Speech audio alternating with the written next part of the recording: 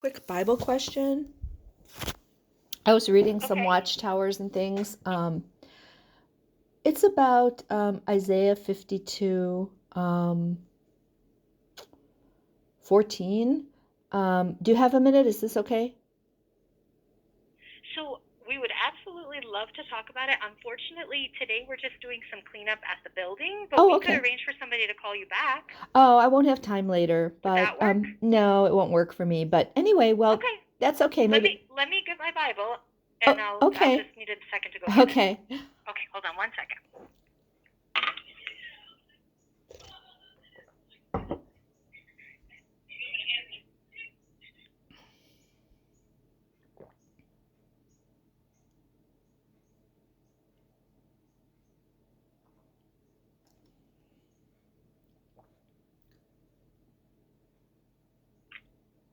All right. So you said it was in Isaiah?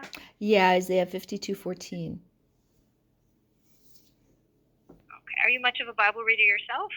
Yeah. Or is this new? Okay. Okay, go ahead.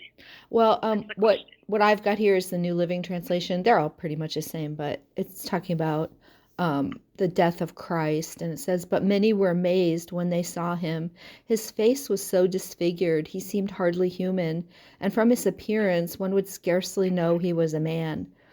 And that's something you can really see when you read like all the descriptions of what they did in the Gospels, and if you understand what all those things are, what flogging is, and all the different things. And I was just wondering, I in all the like images in the literature, he just looks like he's really in great shape, except maybe a few scratches. He looks handsome and buff, and he doesn't have the crown of thorns either. I mean, I wonder why they don't portray him as the Bible does. Oh, I'm sorry that you feel that way. He does wear a crown of thorns in a lot of the images.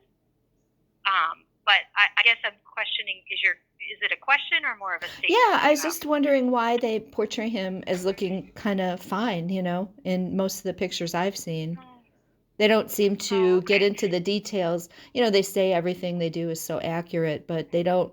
This is a very misleading portrayal of Christ on the Okay, the well, I tree thank or you for whatever. your call today, Do you have any and I thought hope on you have a it? good day. Do you have any thought on it? Hi, I got your number at the Kingdom Hall. My name is Christine. I'm sorry, what you say, ma'am? I got your number at the Kingdom Hall. Is this the right number? Yes, this is Brother Glenn. Oh, okay. Hi, my name is Christine. I just had a quick question from jw.org if you have a minute. Okay, yeah, go ahead, because I'm driving right now. Oh, okay. Well, do you want me to try again later, or I don't want to distract you really? Well, what was the question? Oh, okay. Well, I was reading. They have all these watchtowers on there. I like to read them, and this one was from March 1st, 1984, and it says that this is. I'll just run it by you. It says Jesus has told us that the generation of 1914 will by no means pass away until all these things occur. Some of that generation could survive until the end of the century, but there are many indications that the end is much closer than that. So I think when they meant generation, they meant the people living since 1914 before they changed the definition of it, later. Well, the generation that Jesus was talking about was a generation that if you think about it, he said that generation that generation would see the events that's going to take place in the last days. Even the Bible speaks of a great tribulation, and that's going to take place on this earth, and all them events. The last days begin in 1914. So that generation of people would see all the events, and so within that generation, before that generation died out, he was talking about a particular group of individuals that was of the anointed, to have the heavenly hope, especially those who, what we call in the Bible, you probably read in the Bible, the governing body. or the faithful and discreet slave. So them individuals, before they die out, all these events will take place on this earth. Well, okay, thanks for that. But the question I was asking was that Jesus told them these end time events, like Armageddon, and I think that's what the article is talking about, the end, the end. And they said Jesus told them that would happen before the generation of 1914 passed away, but they have passed away. So my question is, they both can't be true. I mean, either Jesus was lying to them or they didn't really hear that from Jesus. I was just wondering which one it is. Well, I talked to you before. I don't remember that. I don't think so. Yes, yeah, I do. I remember talking to you before. Well, it's a return. It's a return visit, so that's okay. Well, but that's okay, man. But I prefer not to talk to you about that. Oh, okay. Because I know. I appreciate you calling and asking the question, and so you have a good day. Okay. So they can't be held responsible for things they say, right? You're just hello. Witnesses? This is Jason. Yep, I'm one of Jehovah's Witnesses. Oh, okay, perfect. Well, I just had a quick question. If you haven't had a minute, my name is Christine. Do you have a minute? Yeah. Well, I was looking at this thing on jw.org called Bible Words Index, and I was all of them are very kind of short. They only have certain verses. I guess it's not like a concordance, right? Do you ever use a concordance?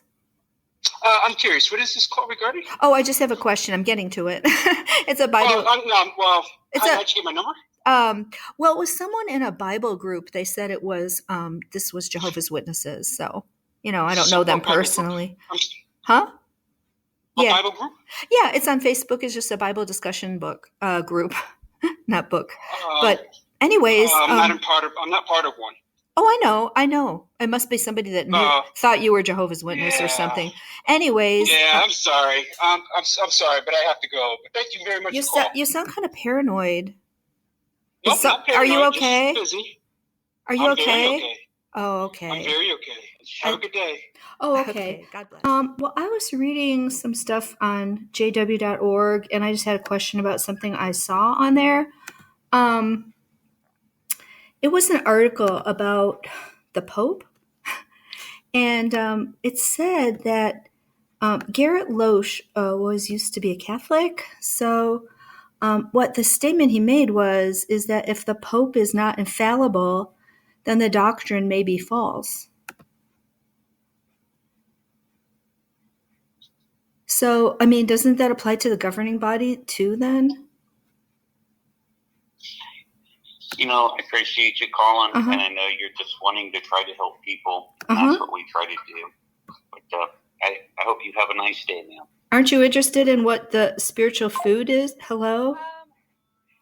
It's not, but I am one of Jehovah's Witnesses. Oh, so I could help. Oh, perfect. Okay, perfect. Yeah. Well, I was doing some reading on jw.org, and I just had a question about this one part that I read. I don't know if you want to look it up, but it's in the June 2016, page 26. June. I guess it's called Study Edition. Wait, so it's the June. Which article? I'm so sorry. I was on a walk, so I was just trying. Oh, okay. You know what? I actually didn't. It's the June 2016 Study Edition, page 26. But I just have it down. I don't have the. I don't know what the name. I'm not looking at it. I just jotted this down. No so it says. Want me to just read it to you? It's only like one sentence. I just had a question about it. It says, to leave Jehovah's organization, we would lose not only the privilege of doing God's will, but also the hope of life in God's new world. And then, do you know what page it was? 20, I have the article in front of me. 26. That was not, I left out a few words, but I read the context before. Yeah.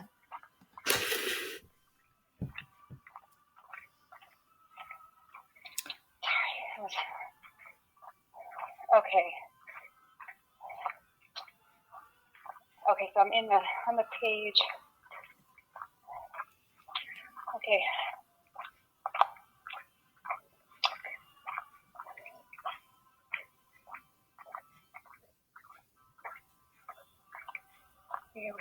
Oh, so it's like maybe it's just in the beginning of 27, were that to happen, we would lose not only the privilege of God's hope, but also the hope of life in God's new world.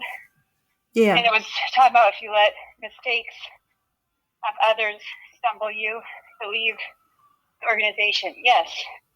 Yeah. So, I mean, with that and some other quotes I found, are you the only true Christians in the whole world? That's a very loaded question. Well, it's kind of just, just reasonable that some outsider would read this and kind of wonder about that. You know. Yeah, no, I can understand why you would think that. We certainly don't read hearts, right? So God is the one that reads hearts and makes the decisions. All we do as an organization is we realize, okay, as we study the Bible, we realize there's certain standards we're trying to follow. We know we're not perfect, right? So we're just trying to do the best we can. So we feel if we're trying to do those things, that makes God happy, right? Like, okay, we're making an attempt. Every time we make a mistake, we say we're sorry, we're trying to do better. But we, as a group, feel that we belong to the right religion. Otherwise, we wouldn't belong to it. Right? There's no point in belonging to something if you don't think it's the right thing to do. Okay, so in other words, I'm not sure what your answer was to that. Because the first part was kind of like, I'm not sure. Like, for example, here's another one I read about. It says, survival of individuals today depends on their faith and loyal association with the earthly part of Jehovah's universal organization. So how would people survive? You a question? Yeah, how would people survive? Do you mind if I ask? Yeah. What's your motive?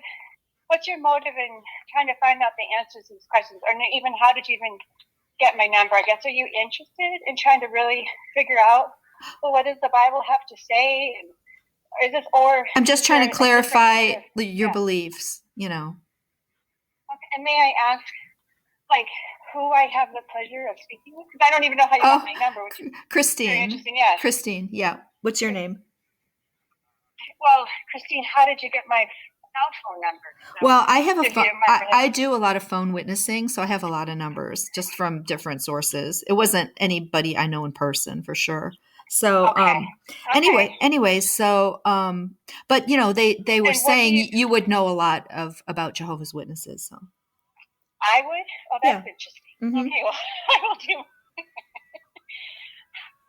Well, here's what I will say. I mean, I don't feel like I have any superior knowledge than anybody else, but just being a person, I'm happy to share information. I guess I just curious. And then what is great, though, is you see what our website says, right? jw.org. Right. That's where I'm getting this. Yeah. Exactly. So I feel like there's a lot of information on that, but I feel like if you, and there's a really great article, like, you know, does God use, you know, how do we know that God tries to work through an organization, or what are God's standards that we can use to make him happy? Like, that's very public information. I will say, if it's pointed questions to try to like undermine someone's faith in something that they have built, then I don't feel like that's a positive conversation. Really? But if you're truly interested in, isn't that what you guys do? Like in your studies, like you get people to, you say, have you ever examined your religion? I mean, I could ask you the same thing, especially regarding the history of the religion. You know, I read this other article on the online library. I think I'm going to hang up with you. You are? I do feel like, well, I'm going to ask you this. If you're interested in finding information. Yeah, I'm asking you about things on the website. Is it like a no-go zone or something, certain topics, or what's you No, sound a not little at all. triggered. That's why it's on her. Uh-huh. Well, I feel uncomfortable because Uh-huh. Christine, I only have your first name. Yeah. I have my number, Uh-huh. and I'm trying to share some information, but I feel like your questions are kind of trying to promote, put things in a negative light that Well, aren't actually it's from the online library. Isn't it a good thing for me to be reading it? No, it is, but I'll Okay. say that when you even admitted, you said, okay, I don't really know, I'm paraphrasing here, I'm taking it out of context. No, it was, I read it before. So I had just jotted down we're something. Looking at that article together, right? And it says that, for instance, that one question out of the blue that you just had me answer, which was June 2016, page 26 article. We got to both look at it together, and it was talking about when somebody allowed something that would cause them to stumble, to lose out on an opportunity to continue to learn about God.